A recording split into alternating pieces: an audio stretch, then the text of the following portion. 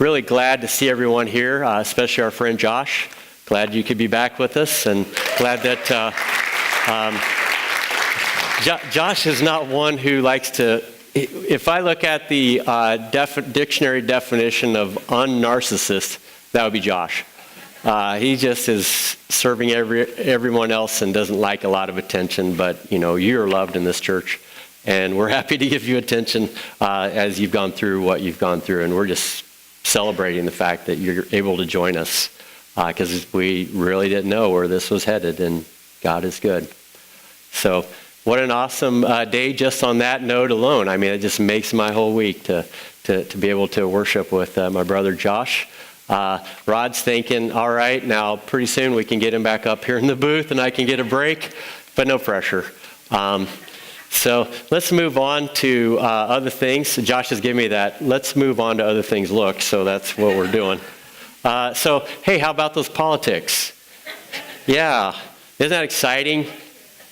In a month from now, we'll know who the next president's going to be of the United States of America.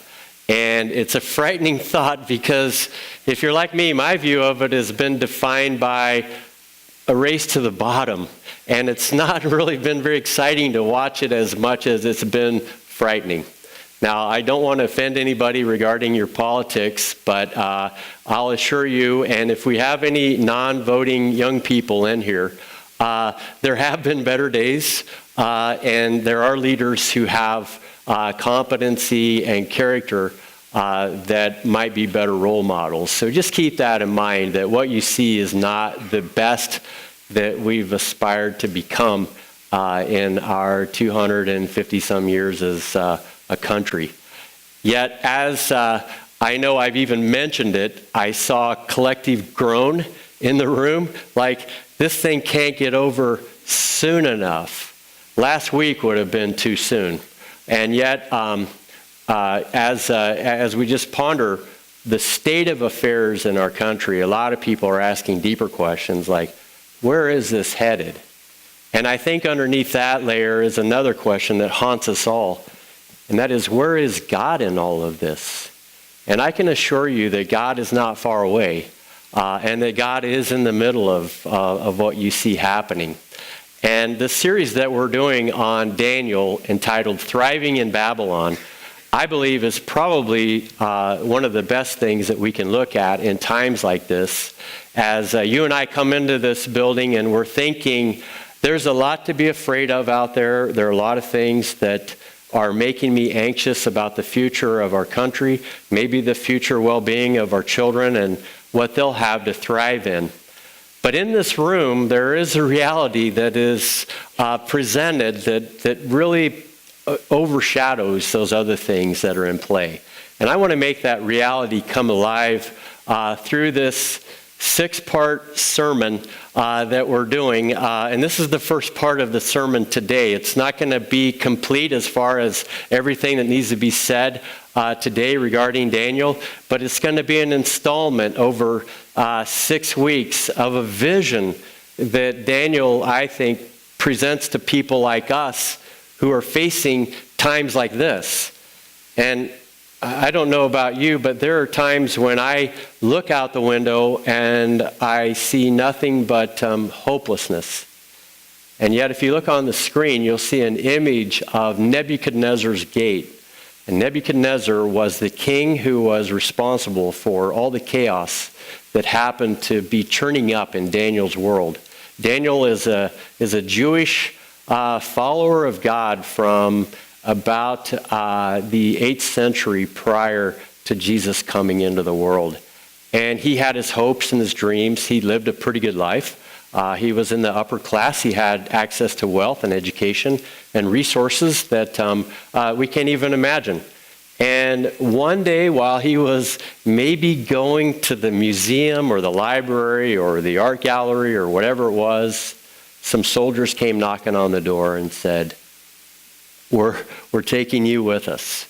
And the upheaval in his world is described in the book of Daniel in a way that shows us what happened whenever his world became basically turned upside down through King Nebuchadnezzar and the Babylonian Empire And they're taking into subjection the nation of Israel by dividing the people up and conquering, and then taking the best and brightest men who were going to be incorporated into Nebuchadnezzar's array of people to use for his own purposes. And all of the females within the country that he was hauling off into exile that were beautiful and worthy of his harem, they were also being brought to be prepared for that role for the rest of their lives. And for 70 years, it was true. And Daniel writes about those 70 years, and he begins what he has to say about that experience in a way that I think helps us to understand where God is in the times that we live right now. Let me just say out of the gate, I believe that the Creator that we worship is bigger than that he has created. And that would be us and everything in all of creation. So, for starters, God is bigger than all of it. But the question we have to wrestle with personally is, where is God in my world in these times? And as we take a peek at Daniel, maybe we can go from scarcity and fear to thriving and hopefulness. And we can see somebody who has sound character that can be an example for us in a world of just characters. And so hopefully, as we turn to that first page of the book of Daniel and we look at the first 4 verses, we can see how he describes the situation. And you can follow along with me if you like. It's in the Old Testament if you want to look in your Bible in the pew or you brought your own. Here we read, in the 3rd year of the reign of Jehoiakim, king of Judah, Nebuchadnezzar, king of Babylon, came to Jerusalem and besieged it. And the Lord gave Jehoiakim, king of Judah, into his hand with some of the vessels of the house of God. And he brought them to the land of Shinar, to the house of his God, and placed the vessels in the treasury of his God.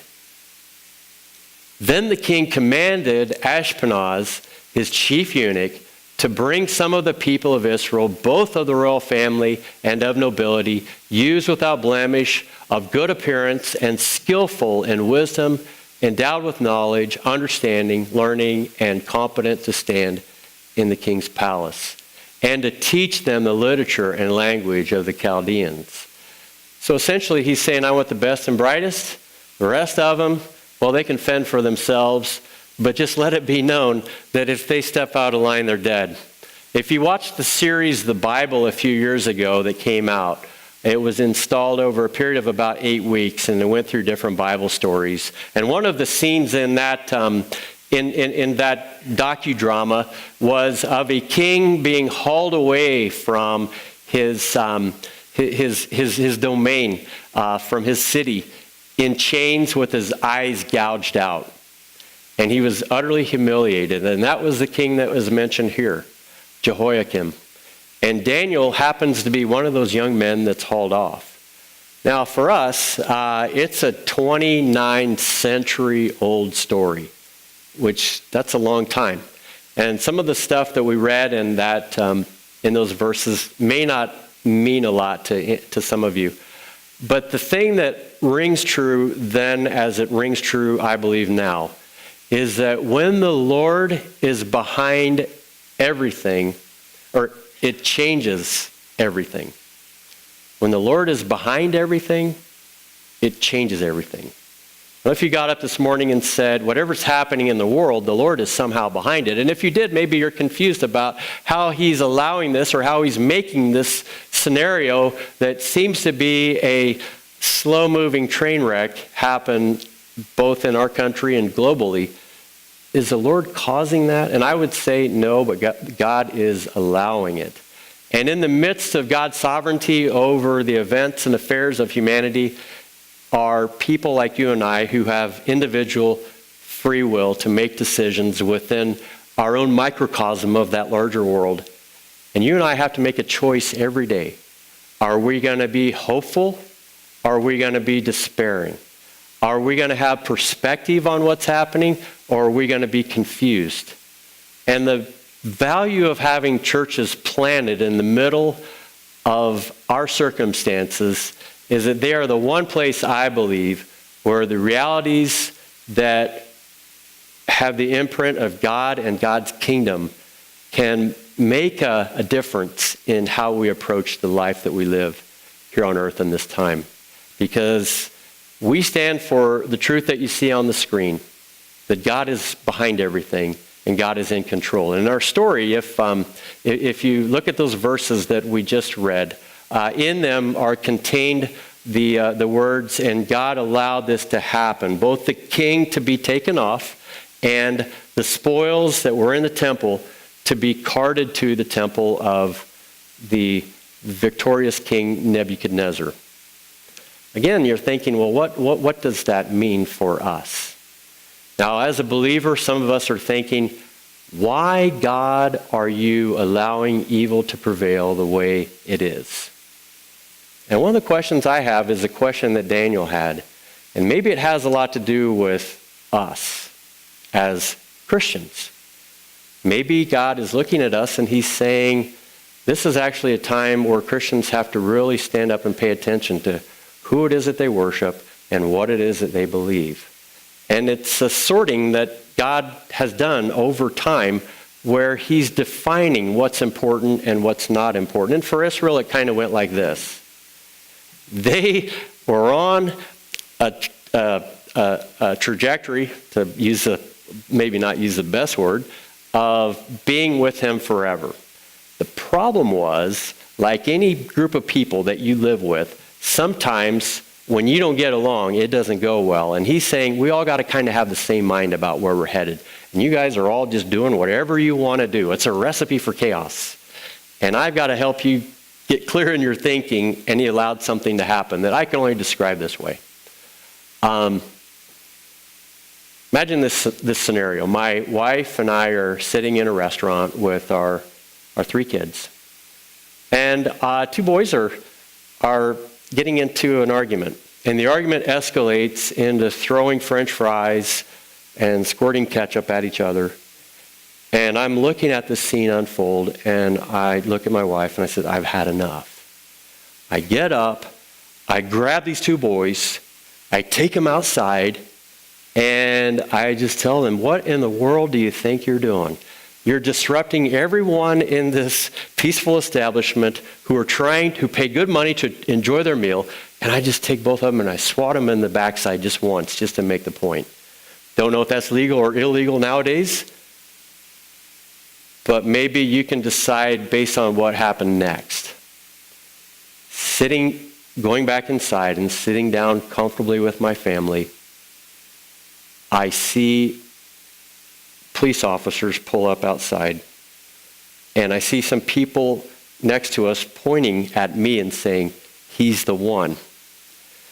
And what I'm thinking is, I guess those people are upset that I grabbed their 2 kids and I took them outside and I said, you have to learn to behave. Now, I've been involved in shenanigans in my lifetime, but that actually is not a true story. I just made that up. And the reason I made it up is, who in their right mind disciplines other people's children? I mean, you look at those children and you say, well, other than teachers in here, with the exception of teachers, who in that setting would have the gall to go up and help those kids to come correct? I mean, we've all thought that, right? And maybe we were that kid at one point, right? And maybe we've had those kids at some point, right? And so we're all kind of caught up in that. But as we're looking at that scenario, we're saying it's really the parents' job to take care of their kids. And all God was saying was, it's my job to take responsibility for my kids who are acting up. And I've told them, I've given degrees of punishment to try to get them to this place, but they just don't listen, and so I have to do something extreme.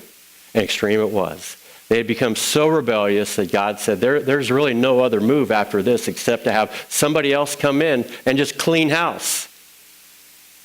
And the Lord has done that a few times over history, not with the intent of saying, I want to demoralize you because I want to destroy you. But like any parent who sees their kids going off track, you do what you can to help them to stay within the guardrails of life so that they don't get caught up in things that will be very destructive for their well-being, perhaps in that moment and possibly for the foreseeable future. And God said, I have to do something extreme here. There needs to be a wake-up call. And the people that I love, that I've called to be my family, I have to let them go through this. And here's the bad thing about this, is as Daniel is watching his countrymen go through this, he happens to also be caught up in the mouse room. And that's the other side of what you and I are facing as well. Because there's another story I want to tell you about my childhood that is true. And this is a story that something happened, that some people got in trouble, that I was there, but I didn't do it. However, I was unjustly punished as a result of being there. You believe that? You're like, I don't believe anything you say after what you just said. But just bear with me. In 8th grade, we had a very cohesive class, and we were outside in the playground, in the parking lot where the teachers parked was right off to the side. And as we were looking at the parking lot, some of the people within the group said, hey, there's our teacher's car. It's a really cool 74 AMC Javelin, just an awesome looking car. And some of the people in the group said, how about if we go over and push Mr. Penrod's car over to the back of the building where he can't see it? And of course, I'm not pushing, I'm not steering, I'm not even involved. I'm just sort of alongside as I'm recording this for historical purposes. I'm an innocent, objective bystander. And unfortunately, Mr. Penrod happened to be looking out the window about that time, and he came running out. And he just decreed an en masse, the entire class, detention for a week. And some of us are looking at each other like, hey, we're just watching. We're not saying, yes, do that. We're trying to make sure your car's safe. Well, I don't know what my junior high mind was thinking, but I can assure you, because we were all sort of in a group, he said, I'm not sure how to differentiate who's guilty of what, so you all get it. And God is telling the Israelites, there are some of you who have been faithful, true believers. And I want to assure you that unfortunately, because we're all socially connected in ways that you can't just extract people, I've got to also allow you to go through this. But I want to give you this awareness about your life in that mess. And that is, I'm with you. And I'll see you through it. And you just have to fast forward a little bit to a scene from Daniel, a little bit later on in chapter 3. 3 guys in a fiery furnace. They don't even get a hint of smoke on their skin. They're unscathed. And in that fiery furnace is a third person who looks almost like a god. Probably Jesus. And it's just a future reminder of what we're looking at in this passage, of God's faithful presence for those who have been faithful in keeping him close. Daniel, as he's going into this, has this attitude. When the Lord is behind everything, it changes everything. And we see that he did not whine, he didn't complain, he didn't carry on, he didn't say, why me? He just said, God, I know you well enough to know that you're up to something, and you're going to make this work together for good in some way. And you need me to be involved in this process in a way that represents you in the best way possible through this mess. And Daniel and 3 other men that were described in that group of people that were carted off to be involved in that upper echelon circle, those 4 people said, we're going to be close to God through this, and he's going to be close to us. And when this is over, everybody's going to look at us from the king all the way down to the lowest person, and they're going to say, wow, their God is awesome. Their God is great. their God can do things that our God could never do. And if you read the end of the book, you see that whole strata of humanity in Babylon pointing their fingers at these four and just shaking their heads saying, their God is awesome. Now, in what you and I are going through, some of us are saying, I'm a little nervous about this, Lord. I'm a little fearful about what's happening. It's really coming unraveled. The rivets are busting out. And others are saying, God's in control. And you're probably like me, somewhere in between those two extremes of fear and faith. And I want to just assure you, as even I help myself along through this, that God has our backs. We may have a difficult time of it, but he'll see us through it. And this series, this message that is going to be unfolding in all these different parts is a way of calibrating your vision for the times that we live in. And I hope that as you can come every Sunday, and if not, we have it on our website, that you can track with this set of messages so that your faith and your assurance and your confidence in who God is can continue to just grow to a degree that you're unfazed by what you see on the news every time you turn it on. And if you do turn it on, and there's some way that you can play a role in whatever circumstances might relate to your world, that you say, God, how do you want to use me here? Because if you're behind everything, then it'll change everything. Now, just another couple of thoughts on this, and then we're basically done here today. And that is, alongside Daniel was another prophet, and his name was Habakkuk. And Habakkuk's like probably you and I. He's surveying the situation. He's finding it very hard to wrap his mind around the fact that these things are happening to God's people. And as he's starting to feel intense doubt and even anger at God, we read these words in the first chapter of the prophet Habakkuk. He said in verse 3 to God, your eyes are too pure to look on evil. You can't tolerate wrongdoing. Why then do you tolerate the treacherous? Why are you silent while the wicked swallow up those more righteous than themselves? Speaking about his fellow countrymen who had been, keepers of the law and had the temple in the middle of their community. And he's saying, look at us and look at them. And God, are you really in control? Do you really know what you're doing? And God said, maybe a little story like I just told you about the restaurant. I've got to start with my own kids. And I wonder about that because right now there are a couple of people who look carefully at trends in churches in the United States. And one thing that they're saying is churches are declining. People are becoming less and less interested in being a part of church. And I wonder, is it because people are becoming less and less interested, or if God's not doing a little bit of sorting things out as to who's really clinging to him and who is basically saying, yeah, I believe in God, but he's not really that meaningful on a day-to-day basis.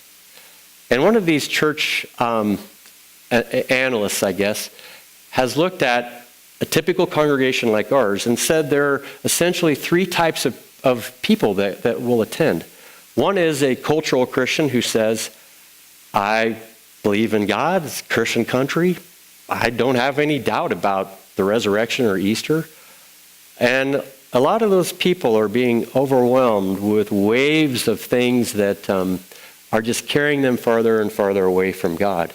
And they may be caught up in fear. They may be caught up in a variety of vices, things that capture their imagination in such a way that they dedicate all their time and energy to it. And as they're doing that, that view of God is just sort of slipping away.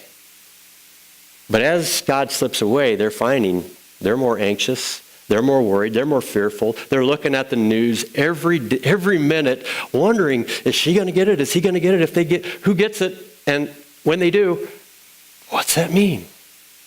And God's saying, those people with those forces are probably not going to be seen in church very much, if at all. And then there's another group that he describes as people that are the congregational Christian. A congregational Christian is someone who says, go to church because, it's the right thing to do. I go to church sometimes. I'm not there all the time.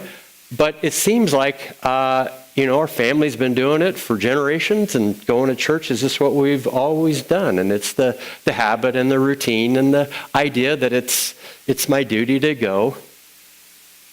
But what these observers are saying is things are so rocky out there that that's not enough. That's not sustaining them. And they're also being overrun with these waves of influences that are pulling them farther and farther away from church and from God. And as they're looking at these churches, they're saying basically it's kind of a refining process. And those who remain are the ones who get up every day and say, God, I'm trusting you today to be with me through all of this.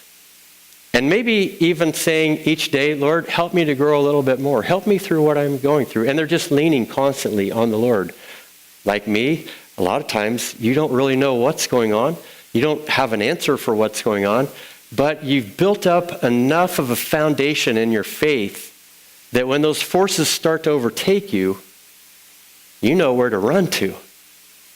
And you know that God is really the only safe harbor in all of this. And some of us are in church today because that's how we feel very strongly.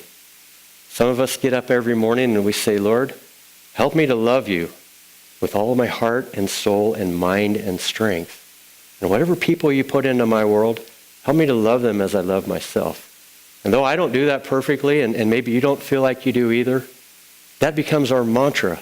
And it becomes the way that we can face what's happening, well, like Daniel, because every day he woke up. There's an evil king. He's got me really right here where he wants me, but God is in control. There's an evil king that does very strange, bizarre things, like have dreams and then tell his counselors, I had a dream last night. It was a horrible dream, and I want you to tell me what it meant, only I'm not going to tell you what I dreamed. And if you don't tell me the answer, I'm going to kill you. Well, imagine working for that kind of a boss every day. Well, honey, it's time to go to work. Hope you have a good day. Hope my boss doesn't kill me. And that's what Daniel had to face every day. And the boss said, I hate your name. We're going to call you Belshazzar. And Daniel's like, all right, whatever. Because Bel is another name for Marduk, who likes you to bring your family to church with you so that your wives can be abused and your children can be lit up as sacrifices. It would be like somebody saying, your name was Christian, but now it's Satan's demons. Go to work every day, look at your paycheck, fill out to the order of Satan's demon.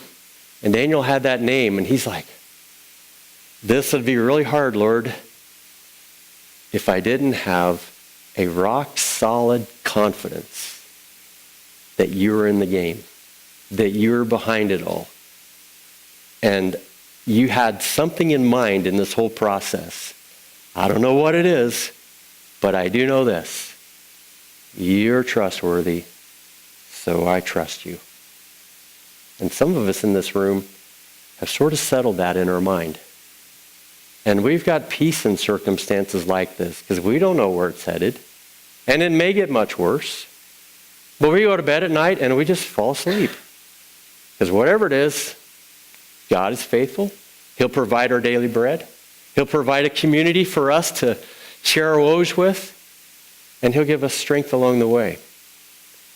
And there's nothing that we want to do more than make that circle smaller and smaller and smaller and keep evil people out.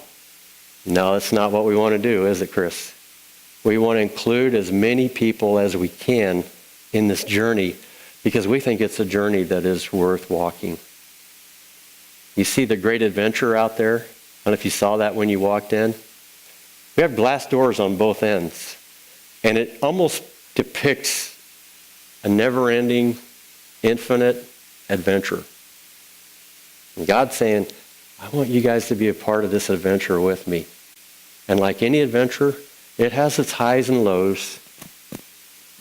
But like every adventure where we are promised at the end that we will land where we need to end, we go through whatever those peaks are and those valleys are with a confidence that is not of this world.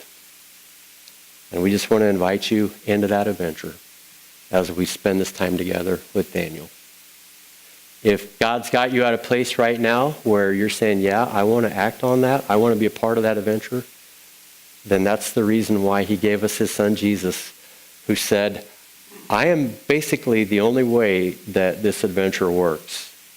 And what you have to do, it's hard, but when you do it, you find that it's absolutely worth it. And that is, you have to surrender your very being to me. And when you do, I'll come and fill you and replace all of those things in your life that are reaping chaos and havoc with things that are good. And I'm only telling you this because I'm one of those people that he did it too. And there's nothing like it. We invite you to just come alongside with us. And it just basically begins by inviting him into your life. And then we share that life in him together.